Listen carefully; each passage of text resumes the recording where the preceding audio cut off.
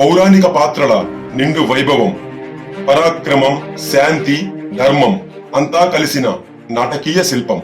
తెలుగు సినీ లోకానికి గొప్ప గౌరవం శ్రీ సుమన్ గారు.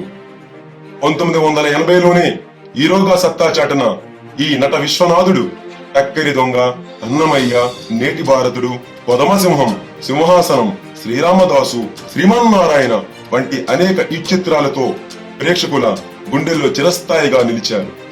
పౌరాణిక, జానపద, సామాజిక చిత్రాల్లో ధర్మాన్ని నడిపించిన నాయకుడిగా గంభీర స్వరం, ప్రభావశీల నటనతో అతను భక్తుల మనసులలో దేవుడయ్యారు.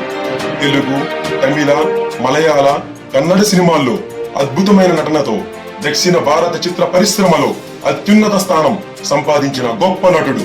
అవార్డుల వరుస, భక్తుల ప్రేమ, సినిమా రంగానికి చేసిన సేవ ఇవి అన్ని యాక్టర్ సుమన్ గారి జీవితాన్ని గొప్పగా చెబుతాయి.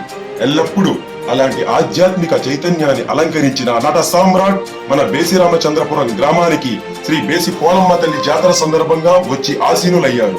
ఇది కేవలం ఒక సందర్భం కాదు, ఇది ఒక చరిత్ర, ఇది ఒక గర్వకారణం. యావత్ శ్రీకాకుళం తరపున, మన బేసి గ్రామ ప్రజల తరపున ఘనంగా, గర్వంగా యాక్టర్ సుమన్ గారిని మనస్ఫూర్తిగా వెల్కమ్ చెప్దాం. Welcome to the sacred soil of Basiramachandrapuram, the one and only Suman గారు.